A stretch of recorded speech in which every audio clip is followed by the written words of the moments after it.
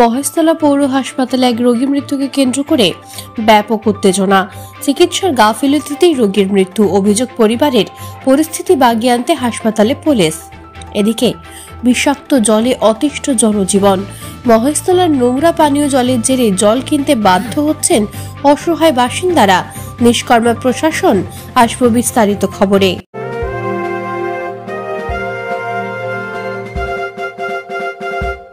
রামকৃষ্ণ বজবজ বিভাগীয় বস্ত্র বিপণী, বজবজ কলেজের সামনে। বৃহত্তর বজবজে পরিবার সহ বসে খাবার মতো একমাত্র শীততাপ রেস্টুরেন্ট কলাপাতা। দেশি বিদেশি খাবারের জন্য অবশ্যই আসুন কলাপাতা। হোম ডেলিভারি ব্যবস্থা। কর্তৃপক্ষের অপদার্থতার জেরেই মৃত্যু, এমনই অভিযোগ। এক রোগীর মৃত্যুকে কেন্দ্র করে রীতিমতো ধুন্ধুমার বাঁধল মহেশতলা পৌর হাসপাতালে। পেটে ব্যথার সমস্যা নিয়ে গতকাল সকালে মহেশতলা পৌর হাসপাতালে যান মেহমানপুরের বাসিন্দা খুশি রায় বসু। সেখান থেকে প্রাথমিক চিকিৎসার পর তাকে ছেড়ে দেওয়া হলেও সন্ধে নাগাদ আবারও তার শারীরিক অবস্থা খারাপ হওয়ায় পৌর হাসপাতালে নিয়ে গেলে চিকিৎসা করা হয়। তারপরই তার শ্বাসকষ্টজনিত সমস্যা হতে থাকে। সেখান থেকে একটি বেসরকারি হাসপাতালে নিয়ে যাওয়া হলেও শেষ রক্ষা হয়নি। ওখানেই তাকে মৃত বলে ঘোষণা করা হয়। তারপর পরিবারের লোকজন আবারও খুশির মৃতদেহ মহেশতলা পৌর হাসপাতালে নিয়ে আসেন। ওই গৃহবধূর স্বামী সুদীপ বসুর অভিযোগ, চিকিৎসার গাফিলতির কারণে মৃত্যু হয়েছে তার স্ত্রীর। চিকিৎসায় নিজেদের অক্ষমতা বুঝতে পেরে সকালেই সেখান থেকে রেফার করে দেওয়া হলে এই অঘটন ঘটত না বলেই তাদের দাবি। এরপর হাসপাতালে উত্তেজিত হয়ে পড়েন রোগীর পরিবারের লোকজন। খবর পেয়ে পরিস্থিতি নিয়ন্ত্রণে আনতে ঘটনাস্থলে পৌঁছে মহেশতলা থানার বিশাল পুলিশ বাহিনী। পুলিশের সামনে ক্ষোভ উগরে দেন রোগীর আত্মীয়রা। আমি সকালবেলায় কাজে যাচ্ছিলাম, আমাকে শাশুড়ি বলল যে সৌরভ তাড়াতাড়ি আসো। আমার ডাকনাম সৌরভ।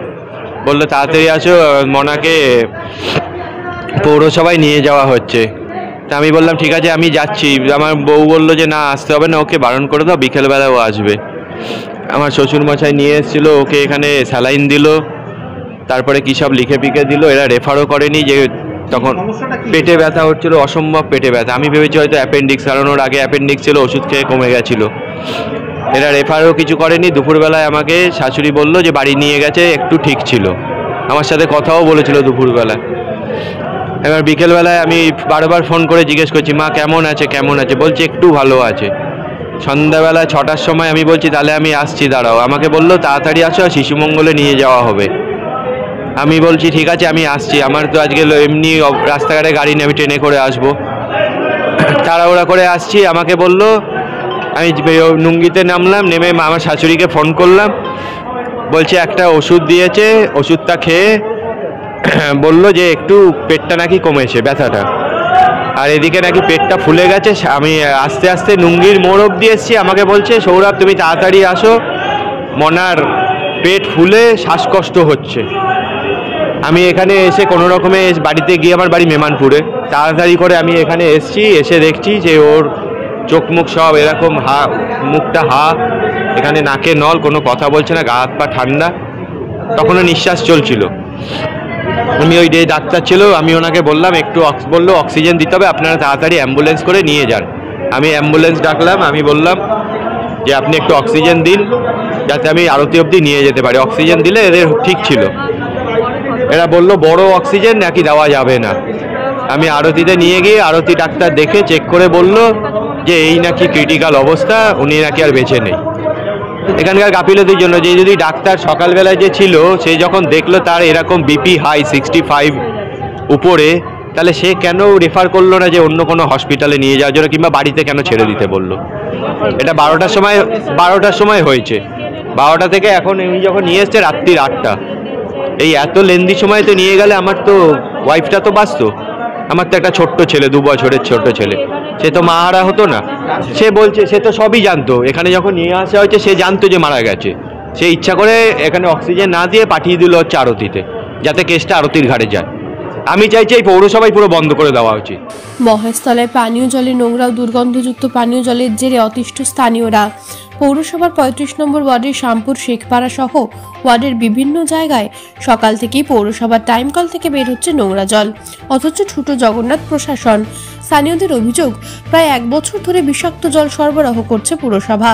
এই জলে এতটাই দুর্গন্ধ যে তা খাওয়ার জন্য কোনোভাবেই যোগ্য নয়, কিন্তু নিরুপায় হয়ে সেই জলই খেতে একরকম বাধ্য হচ্ছেন মানুষ। কেউ কেউ অসুস্থ হচ্ছেন, যাদের পক্ষে সম্ভব তারা জল কিনে খাচ্ছেন, কিন্তু গরিব মানুষকে বাধ্য হয়ে সেই দূষিত জলই গলাৎকরণ করতে হচ্ছে। এতটাই নোংরা সেই জল যে তা কোনো মতেই ব্যবহার করতে পারছেন না বাসিন্দারা।